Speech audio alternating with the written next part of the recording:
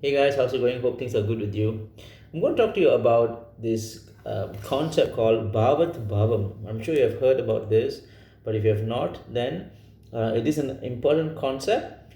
Now we all know the bhavas. The bhavas means is the houses. Okay, the houses shows the facets of life. Each house has its own facet. The first is the house for name, fame, reputation, individuality, health.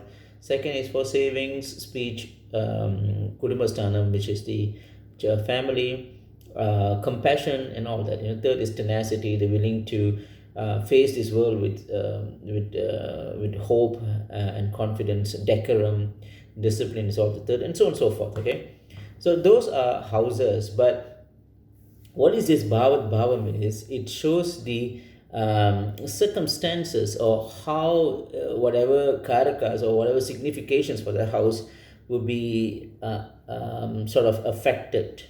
Okay, for example, the eighth house from the eighth.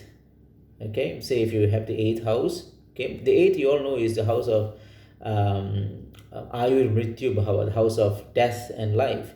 Say, I mean, of course, I don't do death analysis, but say if somebody is doing death analysis, one of the things they will do is to look at the eighth from the eighth, because the eighth from the eighth shows how a person will eventually die.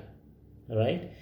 There are a few other ways as well, like some people will look from the third from the Arudha Lagna and all that. But anyway, the eighth from the eighth is the third house. So the third house will essentially show how a person will succumb to his or her death.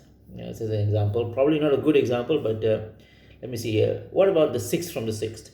Okay, it's called the Danda Bhava or the Hara Bhava. Hara means Lord Shiva, Rudra himself, the personification of death, just like Yama, right? So the sixth from the sixth is the 11th house, right?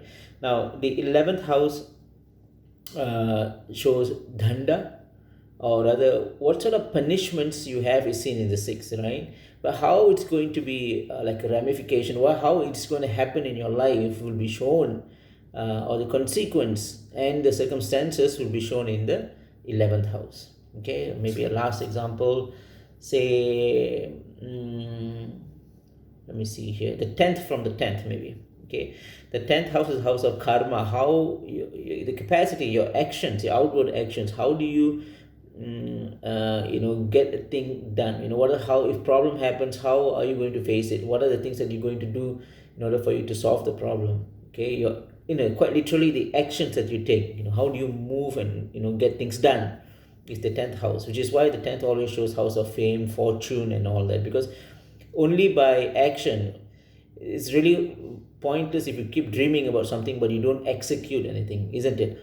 So which is why the 10th is another integral house. But anyway, the 10th from the 10th shows how would your actions be.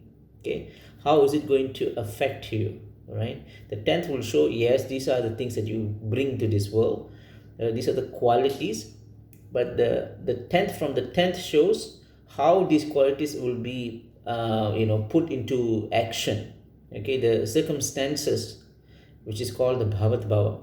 Okay, so the 10th from the 10th is the seventh house. Okay, so now you have a rough idea what is this Bhavat Bhavam is all about. I hope this video is beneficial. If it's so, please spread it to your friends and family. So thanks guys, take care, hope to see you on the next video. Namaste.